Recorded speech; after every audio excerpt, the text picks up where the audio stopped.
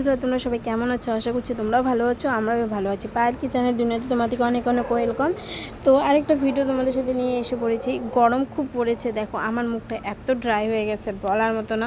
তো আমি এখানে টোনার মুখে অ্যাপ্লাই করছিলাম, তো তুলো দিয়ে ভালো করে মুখে অ্যাপ্লাই করেছি টোনারটা।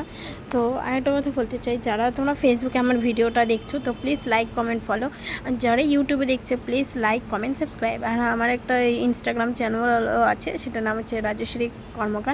তো আমার প্লিজ কিছু যদি ভিডিওতে ভয়েস দিতে একটু উঁচু নিচু হয়ে যাচ্ছে তো প্লিজ আমাকে তোমরা ক্ষমা করো। তো দেখো আমি এখানে টোনা দিয়ে নিচ্ছিলাম, তারপর স্নান টান করে টোরে আশেপাশে যতটুকু কাজ করার আছে করে টোরে এখানে আমি ফ্রেশ হয়ে টোয়ে তারপর এখানে ক্রিম অ্যাপ্লাই করলাম, টোনার দিলাম, তারপর সিঁদুরটা দিয়ে নিলাম, দিয়ে তো এখানে আমি বিছনাটা গুছিয়ে নিচ্ছি।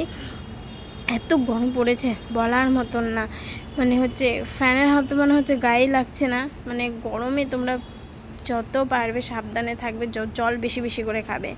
তো দেখো এখানে আমার বিছানাটা উঠানো হয়ে গেল। তো আমি এখানে এসেছি ঝাড়ু দিতে। ঝাড়ু একবার আমি সকলেই দিয়েছি, কেননা আমার না মনে হয় যখন কি বলবো বিছনা মানে গুছানো পরে না মনে হচ্ছে, যখন বিছানাটা ঝাড়ি মনে হচ্ছে যে আশেপাশে কোথাও বালু আছে। আর আমার পায়ে একটু যদি বালু লাগে না, আমার আমি যে কতবার ঝাড়ু দিই আমি নিজেও জানি না। আমার এই জিনিসটার মধ্যে সবাই আমাকে চিল্লায় যে এত ঝাড়ু দিই আমি ঝাড়ু দিই, আমার কোনো কাজ নেই, খালি আমি ঘরে ঝাড়ু দিই। আর আমি সবাইকে বলি হ্যাঁ আমার কোনো কাজ নেই, আমি খালি ঘরে ঝাড়ুই দিই। সবাই বলে আশেপাশে যারা আমার ঘরে টোরে আসে তারাই বলে, যখনই কেউ আসে দেখে আমার হাতে ঝাড়ু। তো আমি ঘরে একদম বালি কিচিমিচিগুলো থাকতে ভালো লাগে না। দেখো ঝাড়ুটা দিয়ে নিচ্ছি, ঝাড়ুটা দিয়ে নেওয়ার পরে না বাইরে দুটো পাপড় ছিল ওটাকে ঠিক করলাম। আর এই যে খোলামেলা দেখছো না, এখানে আমরা বিকালবেলা বসি, যখন হাওয়া দেয় না এত সুন্দর লাগে। এখানে কোনো সময় শুয়েও যাই এখানে বিকালবেলা করে।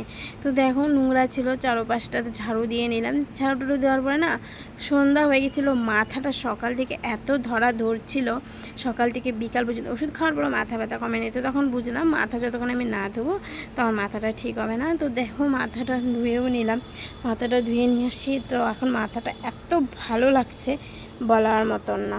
আমাদের একটা কথা বলার জন্য আসলাম। দেখো সন্ধ্যা হয়েছে, আমি মাত্র এখন স্নান করে আসলাম, শ্যাম্পু করেছি।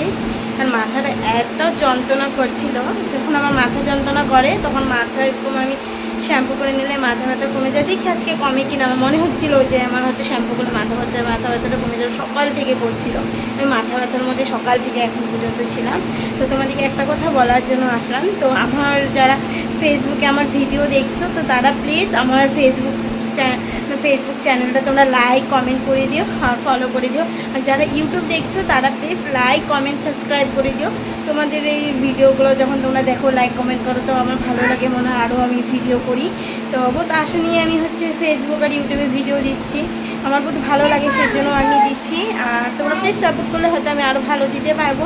তোমরা প্লিজ আমাকে সাপোর্ট করো, এইভাবেই করো। তো আজকের জন্য টাটা বাই বাই। নেক্সট একটা ভিডিওতে তোমাদের সাথে দেখা হচ্ছে। Tata, take care.